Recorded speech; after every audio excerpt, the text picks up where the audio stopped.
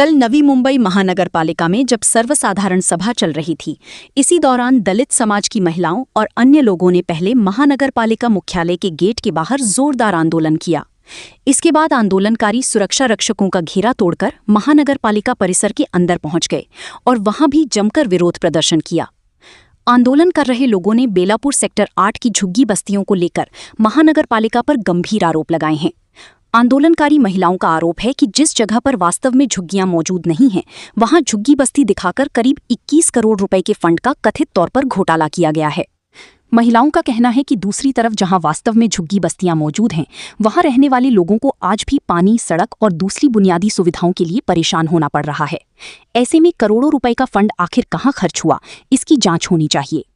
आंदोलनकारियों ने इस मामले में महापालिका आयुक्त और अन्य अधिकारियों पर भी गंभीर सवाल उठाए। उन्होंने पूरे मामले की जांच करने और कथित तौर पर फंड का दुरुपयोग करने वाले अधिकारियों के खिलाफ कार्रवाई की मांग की। महिलाओं का ये भी आरोप है कि उन्होंने अपनी शिकायत को लेकर कई बार महानगरपालिका प्रशासन से पत्राचार किया, लेकिन उन्हें कोई संतोषजनक जवाब नहीं मिला। इसके बाद गुस्साए आंदोलनकारियों ने महानगरपालिका पहुंचकर जोरदार विरोध प्रदर्शन किया और आयुक्त के इस्तीफे की मांग की। कसं आहे, आता सगळेच इथे जमलेत म्हणून सांगते विषय काय आहे आणि कशासाठी।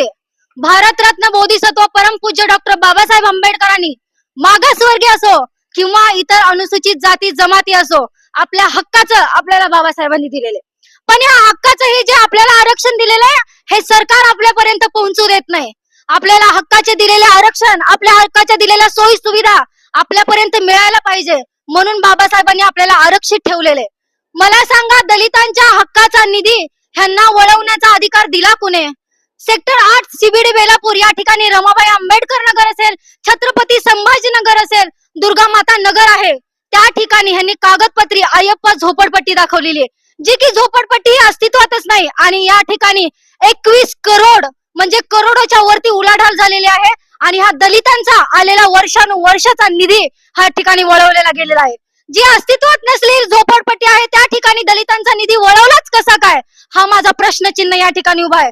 आणि त्याचबरोबर तुम्ही बघा, पंचशील नगर मध्ये जाऊन बघा, टाटा नगर मध्ये जाऊन बघा आणि तीनही झोपडपट्ट्यामध्ये बाकीच्या जाऊन बघा, चांगल्या सोयी सुविधा नाही। मग आमच्या हक्काचा आलेला निधी गेला कुठे? लोकशाहीर अण्णाभाऊ साठेंचा निधी, डॉक्टर बाबासाहेब आंबेडकर सामाजिक योजनेचा निधी ह्या सरकारला वळवण्याचा अधिकार दिला कोणी? आणि हे आता नाही तर 2000 सालापासून हे चालू आहे। कागदपत्री झोपडपट्ट्या, नकली झोपडपट्ट्या दाखवून ह्यांनी लाखोचा गंडा काय, त्यांनी करोडोचा गंडा घातलेला आहे। आणि ह्याच्यामध्ये एक नाही तब्बल 40 अधिकारी ह्याच्यामध्ये आहेत। त्याचबरोबर ह्याच्यामध्ये आयुक्तांचा सुद्धा भ्रष्टाचार आहे। आम्ही मागणी करतो आहोत की या आयुक्तांची सुद्धा इथे त्यांनी राजीनामा स्वतःच्या पद्धतीने दिला पाहिजे। त्यांनी त्यांचे जे आहेत, आमच्याकडे पुरावे आहेत, ह्या संदर्भाचे मी पुरावे सगळ्या जनतेसमोर सादर करण्यासाठी पण मी तयार आहे। यांनी स्वतःच्या खुशीने त्यांची चूक झालेली आहे, त्यांनी भ्रष्टाचार केला आहे, त्यांनी राजीनामा दिला गेला पाहिजे। आणि आमची मागणी आहे की या आयुक्तांनी त्यांचा राजीनामा दिला गेला पाहिजे। म्हणून आज आम्ही या ठिकाणी बसलेलो आहोत। आणि ह्या दलित वस्तीचा फंड कुठे कुठे वळवण्यात आलेला आहे, कोणत्या कोणत्या चुकीच्या ठिकाणी याचा गैरवापर झालेला आहे, ह्याची पारदर्शक पद्धतीने चौकशी झाली पाहिजे। जोपर्यंत आयुक्त ह्याच्यामध्ये मिसळलेला आहे तोपर्यंत पारदर्शक पद्धतीने चौकशी होणार नाही।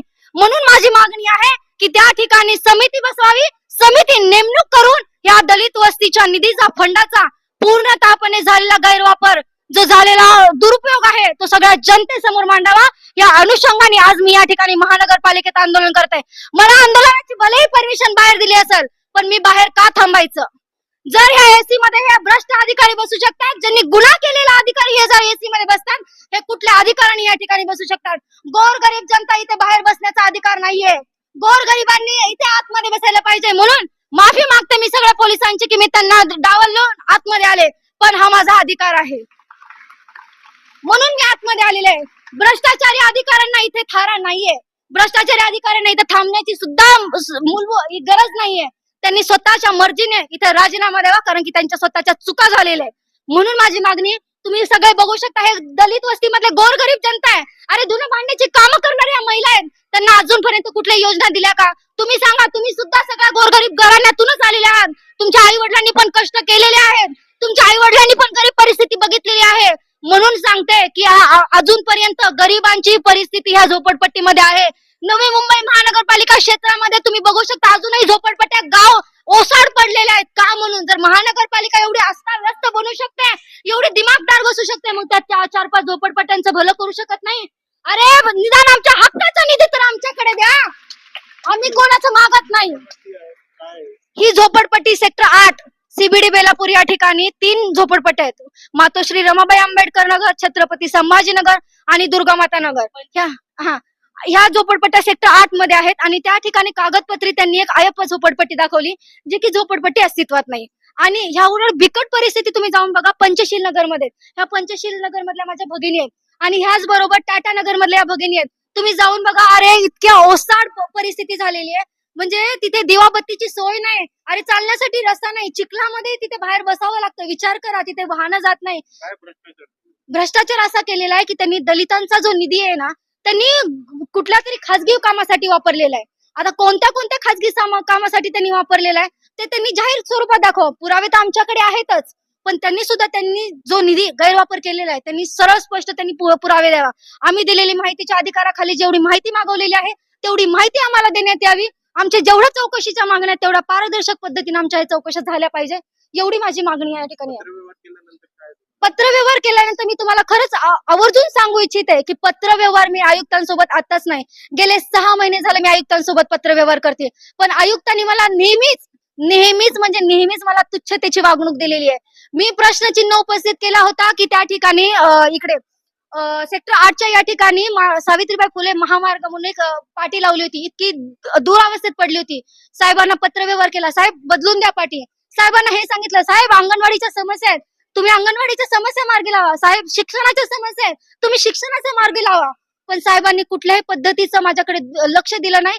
या उलट मला जा तुम्हाला काय करायचं ते करा अशा शब्दामध्ये त्यांनी माझ्याशी वागणूक केलेली आहे. त्याच अनुषंगाने मी विभागीय आयुक्त कार्यालयामध्ये आपले आयुक्त कैलास शिंदे यांच्या विरोधामध्ये मी तक्रार केलेली आहे की त्यांना ह्या पदावरून इथून हटवण्यात यावं. जर गोरगरिबाच्या जनतेचे ते काम करत नाही तर त्यांना ह्या पदावरती राहण्याचा कुठल्याही पद्धतीचा अधिकार नाही.